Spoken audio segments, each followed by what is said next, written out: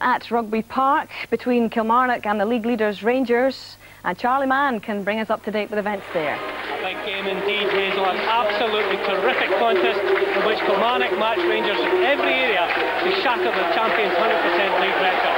It was fitting then in the circumstances that the goal which opened the scoring in 24 minutes had class written all over it. Ferguson's pass was superb, Newman's flick sublime, and Giovanni Van Bronckhorst's finish absolutely stunning. A brilliant lob over Michael Watt from 12 yards. But they could never quite pull Kilmarnock off, and Ali McCoist was unlucky 8 minutes from the break with a header from which he should really have scored. Michael Moles then had two great chances early in the second half before another moment of class had Kilmarnock level. Ali Mitchell's 72nd minute cross was long, high and hanging and gave Michael Jeffrey the time and the space to rise and bullet a tremendous header down and past Stephen Kloss. It was fast and furious to the end from there, but this was a great point for Kilmarnock and the kind of test Rangers will wedge ahead of Tuesday and PSV. At Rugby Park it finished Kilmarnock 1, Rangers 1. A very good evening to you. Scott Sports back with all the highlights from the Bank of Scotland Scottish Premier League, including tonight's Dundee derby from Dens Park. And we'll be looking ahead to the midweek European action as well with the help of my guests this evening, former Old Firm adversaries Derek Johnson and Tommy Burns, both men in verbal action later on. But first to Scott Sports match of the day from yesterday, Kilmarnock versus Rangers from Rugby Park. Rangers bringing goalkeeper Stefan Kloss back to league action after injury.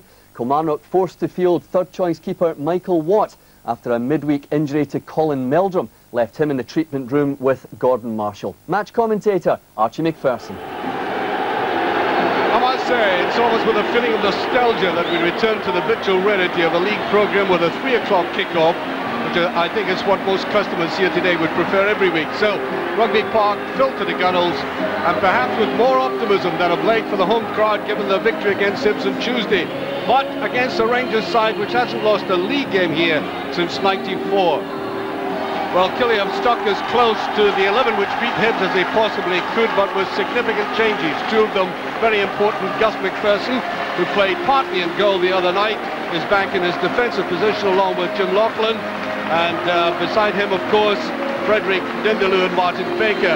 And back in goal from English football, from Norwich on loan, Michael Watt, man renowned in Aberdeen, of course, before he left there, who must be glad that Mark Hateley's name is not on Ibrox team sheet. Something unique about the Rangers starting 11 there, the squad numbers coincidentally come to 1 to 11, which is rare nowadays. And perhaps the side of Barry Ferguson and Giovanni Van Bronckhorst is exactly what Rangers supporters want to see before a European game. Back after injury. Defence is same, Perini, Moore, Amoroso, Newman, and just behind them, making his return after 9.5 weeks off, Stefan Kloss after that brilliant and significant save against Parma, heralding a competition for the place between the sticks in Ibrox. And the ref today, camera shy, Kenny Clark. Just as well, I suppose, that Killie ended their home drought this week against Hibs after having lost their previous 3 home games without scoring a goal. An almost ignominious record. On the other hand, I'm sure they're aware that Rangers have only conceded 6 goals in the last 8 competitive games, including very tough ones in Europe. Pitch in absolutely perfect condition. And first touch there by Amoroso. You have to wonder at this stage what the effect the thought of a European game and what is going to be a very tough European game will have on Rangers today. Moles, 3 men round him.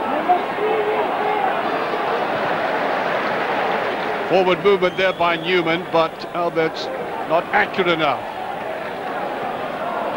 Vareille. I don't think there's any doubt about that Moore knew he was beaten. And of course, the great thing about Vareille is his blistering pace from about here. You can see Moore's not going to help him much. Into Lauchlan. Careless ball though, Van Bronckhorst. This is where Rangers can be very dangerous. Ferguson. Good move by Alberts. Then he goes driving out into Wallace. I think offside in any case. And how typical a move by Rangers this. Beautifully glided in there by the German. But for all his efforts, he was, in fact, offside.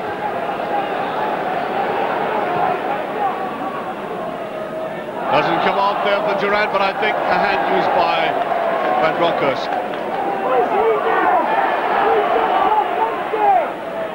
Ali McCoist line very deep there. That's a good run by Baker. It's the first time he's done that in the match.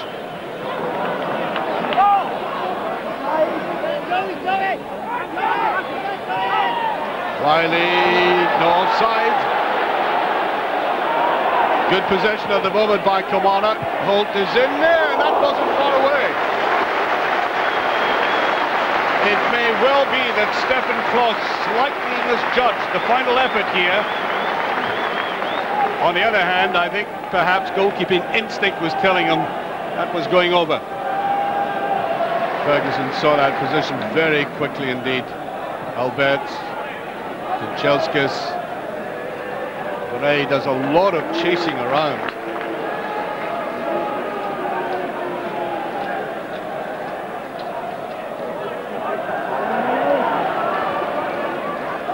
Newman. That's to Van Bronckhorst. It's a lovely ball and he tries, and there it is. Beautifully taken. And after all the complicated designs they've carved in the tub, Rangers score. Simple, direct, but quite excellent goal. Beautiful ball put through the middle there by Newman with that favourite foot of his. It required one touch, but delicacy at the same time, and it paid off. 25 minutes gone, and the Dutchman puts Rangers 1 up. And indeed very much a Dutch goal. Well, that really has set Killie back. There was just in the last 5 minutes or so the feeling they were knocking the ball about a little more confidently. Dindeleux. Wide lead fly, goal. There's Vareille into Durrant. Mitchell takes it up. Ooh, that's almost it. Great interception there again by Moore. Now, Moore has been doing this a lot for Rangers recently. I think in a great stopping game like this, when he played in Valencia and in Eindhoven. Once again, his ability to get in right behind. Here's Vareille. Durrant. Nice little ball in there, and that's swept past again by Ali McCoist. Fuck you, it was a very difficult angle indeed. But he did get in behind the defence. That must be worrying Rangers now.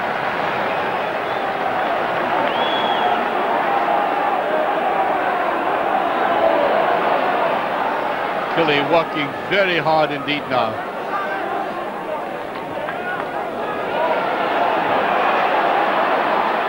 Nice play by Baker. He's got players inside here. And yet again, Ali McCoist gets into a position that was very poorly defended. Look at that.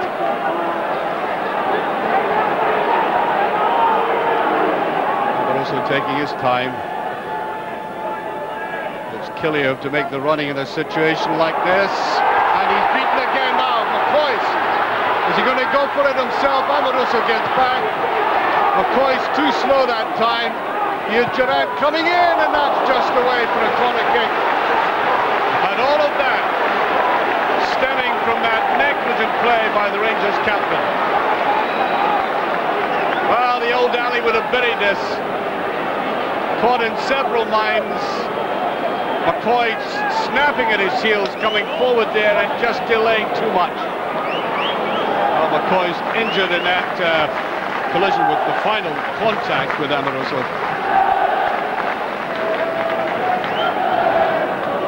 Well, it's Michael Jeffrey who's come on.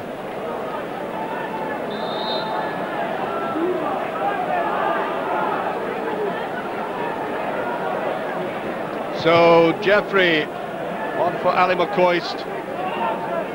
There's Moles. Ferguson.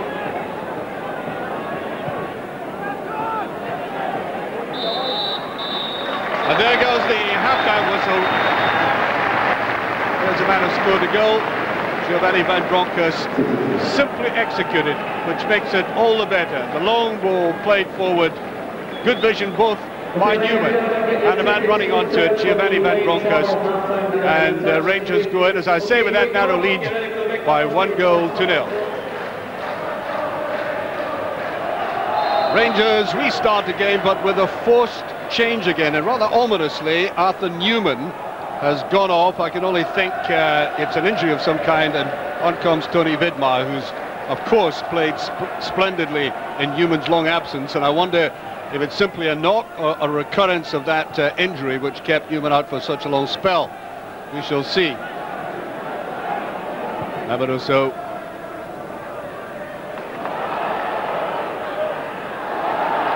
Referee waving play on there. Good play by Killie again. Holt coming forward. Deeply touched away by Van Bronckhorst. That's a brilliant ball there to Albert. Moles looking for it, and he gets it. Brilliantly, Moles. He's done it. Oh no, just past. What a magnificent turn. Well, I think he's one of the best exponents of this in the business. And then away to the side. Well, it was a woeful finish, I have to say, but he set himself up brilliantly. But you've got to finish them.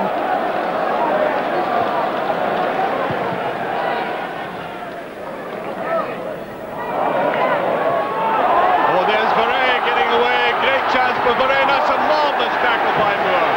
It had to be clean and accurate, or else it was a definite penalty, but look at the way he comes in after the mistake by Amoruso. That's great defending by a man who, curiously enough, is still to convince a lot of people about his place in the Rangers defence, despite the fact that he's been outstanding in the European games.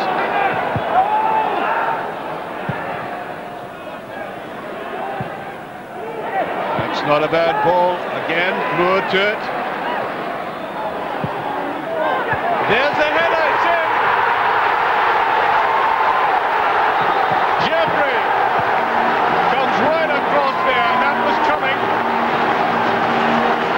I don't think there was any doubt about that. The pressure going on, and look at this ball here. There was nobody picking up. Swept in there, and again, a free header. The others didn't pay off, that one did. And now, I think thoroughly deservedly, Kilmarnock are back on level terms. Well, Bobby Williamson deserves anything he can get out of this game.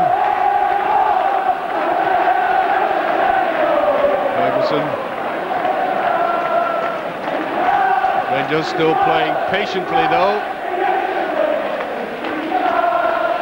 Here's Wallace to Farini. Now Moles. Moles has got clear this time. He can put it in. Good save by Michael Watt.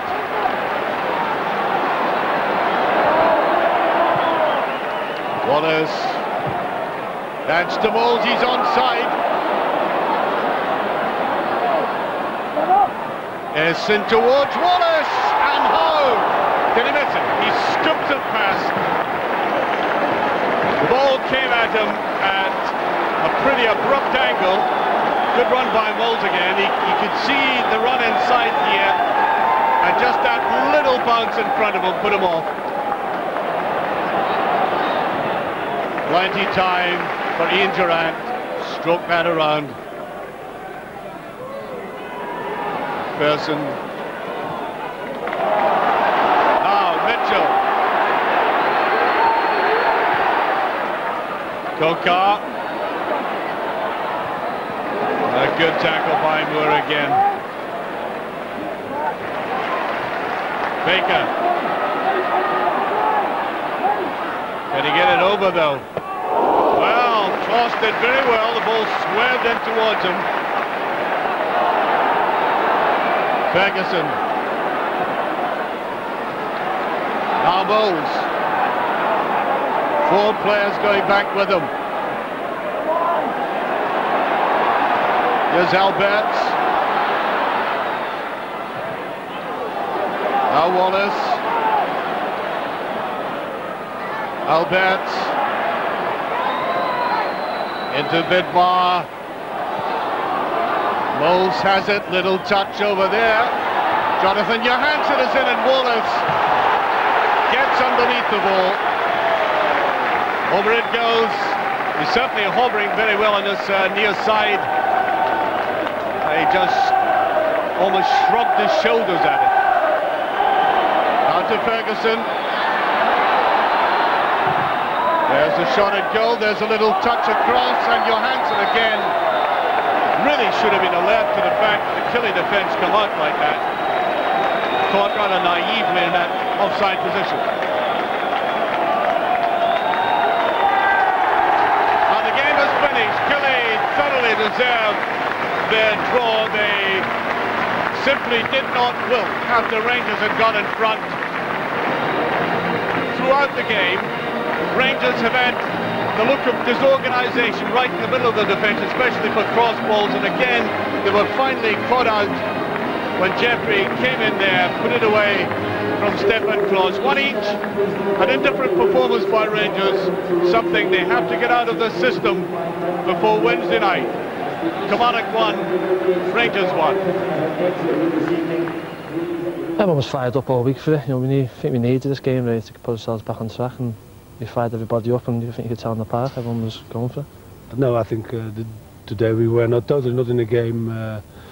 They deserved a draw, and even we were lucky that we get a point. But despite that we didn't play well, we had enough opportunities and chances to score 2 and 3-0. And unfortunately for us today, the luck was not on our side, but we didn't deserve more. We worked hard during the week. It was important that Michael came in and done a bit of work with the backlit, and we've done that. I think you witnessed it actually, and they put it together today, and thankfully when he conceded the 1 goal. Craig Moore certainly gave his all at the back and had a couple of impressive stopping tackles. Would you give him pass marks? Craig Moore was the best player off the pitch. Yeah, that was his opinion. Derek Johnson and Tommy Burns with me in the studio. Let's get their opinion after watching those highlights. Archie MacPherson's commentary. Derek, obviously Advocaat disappointed there to drop 2 points, but they can't be expected to go out and win every match. No, but he wants a little bit more commitment from his players now and again. I mean, he said yesterday that Craig Moore was the only one that get pass marks. Everyone else can play a lot better. They can't afford to do that on Wednesday night. They have to play every game. But let's not take anything away from Kilmarnock. Yep. They played very, very well. But he's right. I mean, some of the chances that Rangers created for themselves, but didn't take them on the day. And Kilmarnock sneaked a point there, so good luck to them. Yeah, credit to Kilmarnock, Tommy, because they haven't had the greatest start to the season, but that result could be a platform for them. Yeah, I think everything that Kilmarnock do is based in hard work and organisation. And I think that was epitomised in the performance yesterday. They looked very well organised. I think they caught Rangers offside in, you know, a lot of occasions, and looked as if they got a lot of bodies behind the ball to frustrate Rangers. So, you know, all credit to them. They had a game plan, and I think it's worked for them on the day. Yeah, one of the bodies that had to go off, Derek, was Ali McCoist. It's a serious leg break. I know you spoke to him today. He's going to be in plaster for some time. Well, he is, and you can see exactly what happens there. I mean, he actually put his leg in front of Amoruso in the ball. He knew he was going to take a kick because he wanted to take the ball forward, but he obviously didn't realise it was going to be as bad as that. He does have a crack in his fibula there, and right away. I mean, he said to me today, normally he would have hit that ball first time from 18 yards line, but he couldn't feel his left leg at this time, you know, and he just wanted to take it further and further forward, and eventually he was crowded out there. But yes, he'll be back. He'll be in plaster. There's the kick there, just at the back of his calf. He'll be in plaster for about 6 weeks, and they'll take it from there. But you've got to think 2 months at least before Ali comes back from that. Yeah, it was quite surprising that he even got his shot in as well. Well, I tell you what, he did tell me that rules him out the Scotland-England game. So. Well, you might get a call up there. Well, why not? Absolutely. We'll talk about that later on. Craig Moore, Tommy, Dick Advocaat at the end there, saying that Craig Moore was the one player that got pass marks, and I think even in the highlights we could see that, couldn't we? Yeah, I think that Craig Moore has certainly grown in stature since Dick Advocaat has went to Rangers. I don't think there's any doubt about that whatsoever. Doing it to the effect that he's now keeping Colin Hendry out of the team. Yeah. So I don't think you could pay him any greater compliment than that. I think he went away to Crystal Palace, he's come back in again. His use of the ball there is absolutely magnificent. What a fantastic pass that is. It opens up the whole pitch. He didn't have the greatest start to the season, Derek. I remember against Kilmarnock, I think Dick Advocat took him off because he was having a nightmare. He was criticised. The first 2 or 3 games, he sold a couple of goals, his confidence was down. Now, it would have been easy for Advocat to say, right, I'm dropping you in Colin Henry. But he's got enough faith in the youngster to play him. And he had words with him on the Monday, and ever since then, for me, 9 times out of 10, he's been the best man on the park. And because simply he does the easy thing. He's not trying to make 50, 60-yard passes now. He's getting it and giving it to the likes of Barry Ferguson, playing the simple thing. But the first thing he has to do is defend, and he's doing that excellently just now. OK, gentlemen, for the moment, thank you very much indeed. So Rangers lose their 100% league record.